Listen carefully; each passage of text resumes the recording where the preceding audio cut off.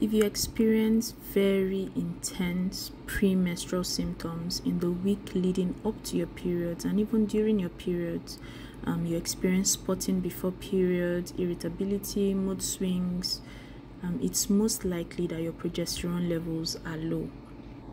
My name is Onome Stephanie Inyong. I'm an internationally certified women's holistic hormone health practitioner, and in this video I'll be explaining to you everything you need to know about low progesterone levels, the causes, signs and symptoms, and the things you can do to improve it. So maybe you've gone to do a hormonal profile test and you've been given this result saying you have low progesterone levels, and you're seeing other hormones there, and you're just asking yourself, what do all these things even mean? So there's something called the endocrine system, and the endocrine system is a network of glands producing hormones that coordinate your body's activities.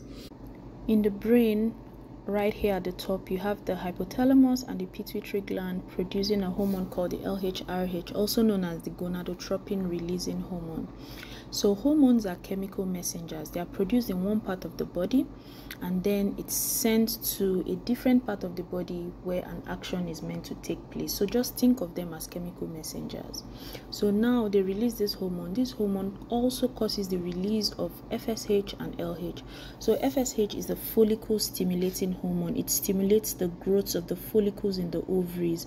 That is where the eggs are, where they begin to develop and mature, right? And then you have the LH hormone released at the right time. When those eggs have matured, LH is released, and when LH gets to the highest level, then the egg is released from the ovaries. Now in the ovaries, you also have glands in the ovaries, right?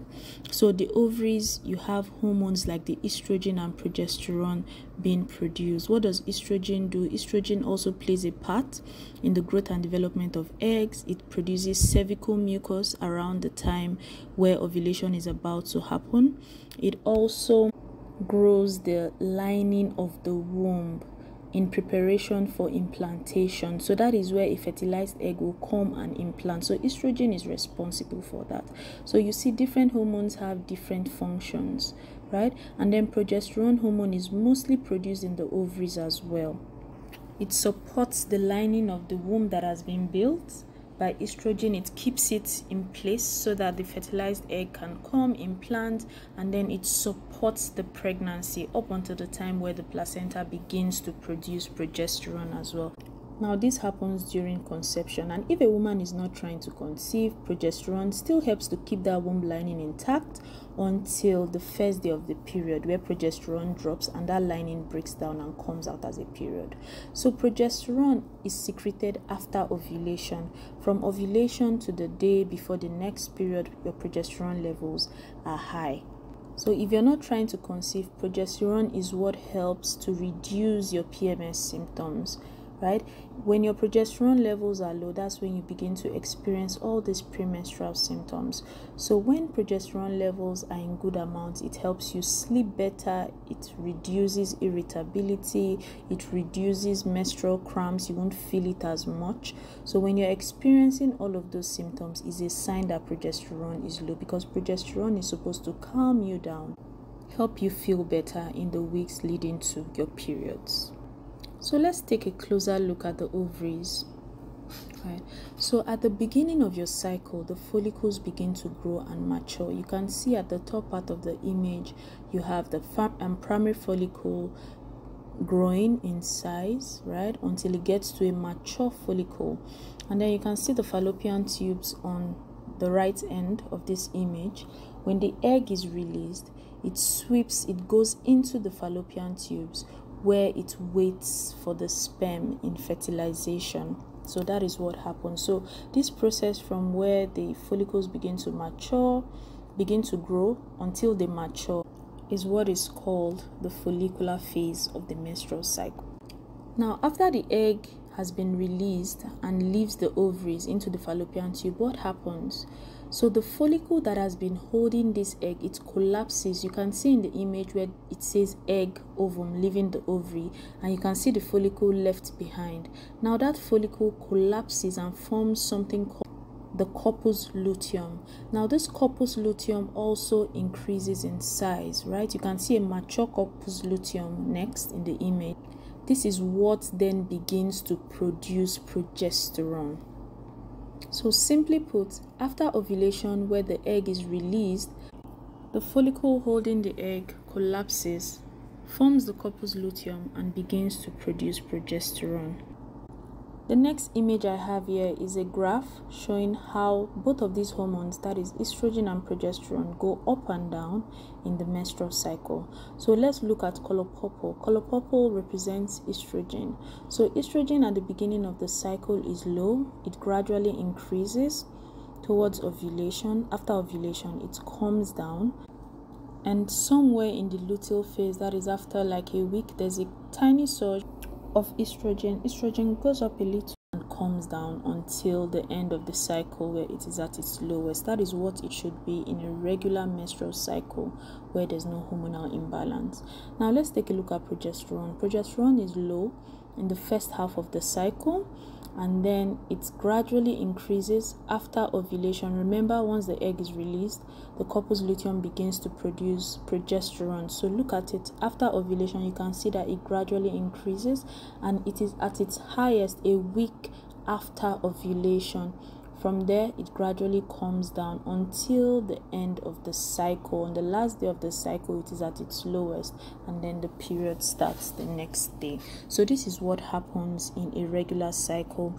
When you look at it closely, you see that estrogen is dominant in the follicular phase of the cycle before ovulation, and progesterone is dominant in the second half of the cycle, that is the luteal phase. So how do you know if your progesterone levels are low? There are signs and symptoms. Now you check your progesterone levels a week after ovulation, right? When we go back to the previous image, what we see is, remember I said it is at its peak, at the highest, a week after ovulation. So this is the reason why they tell you to come for a progesterone test on the 21st day of your cycle, because they are assuming you ovulated on the 14th day of the cycle. Now this is also the reason why women get inaccurate results, right? So they are asking you to come on the 21st day because they assume you must have ovulated on the 14th day. But we know not all women ovulate on the 14th day. But every example you see online when you're going to read about hormones and the menstrual cycle will always refer to day 14 as the day of ovulation and day 28 as the last day of the cycle, which is inaccurate. So if a woman has a long cycle, for example a 35-day cycle, sometimes they don't ovulate up until the 21st day even. So if you go and you do a progesterone test on that day, you haven't even ovulated, so the results will come back saying you have low progesterone levels. So you have to know the exact day you ovulated, count a week after, go for your test to have accurate results. And as we go further in the video, I'll be showing you how to know the exact day you ovulated and when to go for the test so you can have accurate test results. So if you ovulated in that cycle, a week after ovulation, you should have progesterone levels of not less than 15 nanogram per ml to say that you have good progesterone levels and that you have ovulated. So if it is lower, then you may have low progesterone levels. If it is very low, then it's an indication that you did not ovulate at all in that cycle because your body did not produce progesterone. So other symptoms you may experience is the PMS I talked about at the beginning of the cycle, where you'll be experiencing very intense premenstrual symptoms, headaches, painful breast, bloating, anxiety, depression, irritability, insomnia. You find it difficult to sleep, very painful periods. All these are signs of low progesterone levels. Next, what are the causes? One of the major causes of low progesterone levels is high estrogen. So when you look at this graph, the first line at the top represents estrogen level. You remember the previous graph I showed you, right? So estrogen is meant to be low at the beginning of the cycle. It goes up, increases just before ovulation, and then it begins to come down. Towards the middle of the luteal phase, it goes up a bit for just a few days, but it comes down and stays back down, right? Now when we look at this image, what do we see? We see estrogen starting out being low, increasing just before ovulation, after ovulation coming back down, but it still stays high all through the remaining half of the cycle. It doesn't come down. And then when we look at progesterone, we see progesterone very low at the beginning of the cycle. After ovulation, we see progesterone, going up. So the dark black line is what it should be in a regular cycle, right? It's meant to be higher than estrogen, go up very high at the middle of the luteal phase, and then it gradually comes down. But this dotted line represents progesterone deficiency. When you have low progesterone levels, which is also referred to as progesterone deficiency, you see these dotted lines right above where it's written progesterone deficiency. That is where the progesterone curve will be, meaning estrogen remains higher than progesterone. Progesterone is low, it can't go up because estrogen is suppressing it. So when estrogen is high, what happens? It presses progesterone, it suppresses progesterone, so progesterone becomes low because estrogen is too high. So when a woman has high estrogen levels, right, it suppresses progesterone, it brings it down. So that is one reason for low progesterone levels. Because like from the previous image I showed you, estrogen is meant to be low in the second half of the cycle. It has no business being high. So what are the causes? We know now that ovulation is how we make progesterone, right? So if a woman is not ovulating, she will not produce progesterone, which is what we call anovulation. If there's poor ovulation, that is the quality of ovulation is low, the egg is not as good, it wouldn't produce enough progesterone. It's going to produce poor levels of progesterone hormone. So poor ovulation, poor progesterone levels. And then the other reasons listed below: PCOS, high prolactin, stress, thyroid problems, all of these four prevents ovulation, right, from happening. So at the end of the day, hormonal imbalance would lead to anovulation, and anovulation will cause low progesterone levels, or poor ovulation will cause poor progesterone levels. So from charting your fertility signs, specifically your waking temperatures, you'll be able to know the levels of your progesterone hormone, right? So your temperature, your waking temperature reflects your progesterone levels. From the start of the cycle to the day of ovulation, your waking temperatures are usually low. Most times from between 36 degrees to about 36.4 degrees or 36.5 degrees. Now, after you ovulate, remember your body begins to produce progesterone immediately. That will cause your waking temperatures to increase. So there are times where you may wake up in the morning and you find that your body feels warm, hotter. Your body has begun to produce progesterone. So that is why the waking temperature is used as a fertility sign, because if you do not have an increase in temperature for about 10 to 16 days in the cycle, in the second half of the cycle, then you did not ovulate in that cycle. So when we look at this chart closely, you can see from cycle day 1 to cycle day 14, there are low temperatures, right? And then from after ovulation, she had 15 days of higher temperatures. That was up until cycle day 29. Now, what do you see here that indicates that her progesterone levels are low? You can see days of spotting. So these red dots are days where she's spotted, right? So spotting for more than 2 days, 3 days before ovulation, and even after your periods indicates low progesterone levels. And as you can see, it's also reflected in the temperatures, because you have temperatures, even if they are above the temperatures it was before she ovulated, you can still see some of them coming down. Temperatures coming back down to almost what it was before she ovulated. All these are signs of low progesterone.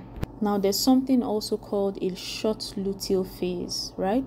So you can see for this lady, she ovulated on the cycle day 15, right? And her temperatures rose on the 16th day of her cycle. But on the 23rd day of her cycle, which was the day before the next period, you can see that day 16 to day 23, that was her luteal phase. How many days was that? That was 8 days, which is very, very short. So a short luteal phase indicates that progesterone doesn't stay high enough, right? At the 8th day, progesterone has already dropped to the lowest levels, causing a period to start. So even if, in the case where a woman is trying to conceive, even if she times sex correctly during ovulation, before the egg travels from the fallopian tubes to go and implant in the womb, then a period has already started. The lining of the womb has already started to disintegrate and come out as a period. So in such case, ovulation or fertilization is not the problem, but the luteal phase is too short. So the ideal length for a luteal phase is at least 12 days. 12 to 16 days gives a fertilized egg enough time to implant for a pregnancy to start. So another reason to chart your waking temperatures, because if you do not chart your waking temperatures, what happens? You don't even know the exact day you are ovulating. You don't know how long your luteal phase is. You are not seeing the levels of your progesterone being reflected in your chart. So charting using the symptothermal method of fertility awareness is very, very accurate and also helps you as a diagnostic tool. So low waking temperatures are another indication of low progesterone levels, because see here towards the end of the cycle, you can see her temperatures dropping down to what it was before she ovulated, even before her period starts. So this kind of chart indicates low progesterone levels, and it wouldn't be able to support a pregnancy, because progesterone is what you need to support a pregnancy, and such a lady will also experience premenstrual symptoms. So how do you improve progesterone levels? You have to manage your stress levels better, because high levels of stress will stop ovulation, and when you do not ovulate, you will not produce good levels of progesterone hormone, or you wouldn't even produce progesterone at all. You have to sleep better, sleeping very well, at least getting 7 hours of sleep. Have a particular time where you sleep and wake up, so it puts your body in that reading, and when you sleep, you rest very well, which supports hormonal balance. And then exercise. You have to exercise and also eat healthy. Eating processed foods, sugary foods increase your estrogen levels, and when your estrogen levels go high, what happens? Your progesterone level is suppressed, it comes down. And then you also have to eat foods rich in vitamin B6. You have to add this to your diet, things like bananas, potatoes, poultry, healthy fats, avocado, eggs, dark chocolate, nuts, olive oil, tuna, spinach. This will help in increasing your progesterone levels. Can progesterone levels improve? Of course, yes. If you do all of these things I've mentioned, it will help to increase your progesterone levels. So these are charts of women I've worked with in the past, from when we started working together and when their progesterone levels improved. Right, you can see a lot of spotting here in the second cycle, which was August to September 2023, and then in the next cycle, which is cycle day 3, September to October, we can see there was only 1 day of spotting. When we go back and we look, we see how many days of spotting. We had about 4 days of spotting in this cycle, right? And then we had temperatures that were coming down, back down, just almost to what it was before she ovulated. And in the next cycle, you can see a clear difference from where she ovulated to you can see a clear difference from before ovulation to after ovulation, right? And then you can see that in the next cycle, it reduced to just a day of spotting. And then we also have the next cycle, which was October to November, is it? October to November, where there was no spotting at all, right? So it improved with time, and as she stuck to her treatment plan. So now I also want you to look at this cycle of a different client who had 10 days of post ovulation, that is 10 days in her luteal phase, which is quite short. 12 days is ideal. Now this was 7th of March to the 30th of March. It was a 24-day cycle with a 10-day luteal phase, and in the next cycle you can see that it increased to 13 days. So that was from the 31st of March to the 23rd of April 2024. What can we see? We can see a luteal phase that has increased from 10 to 13 days, right? No spotting. We had a few days of low temperatures in the luteal phase, but we had more days where it was higher. So she's still on treatment. This is a work in progress. It will even get better. So low progesterone levels can definitely be improved if you switch to a healthier lifestyle, get on supplements that support and balance your hormones. You will definitely see improvements. And of course, tracking is so important to track your progress as you go on. Thank you so much for listening. Links to watch more educational videos like this are just in the description. You can also book a consultation call or join any of our programs, that is the Track Your Cycle to Conceive or the Cycle Reset program. All links are in the description below. Thank you. Bye.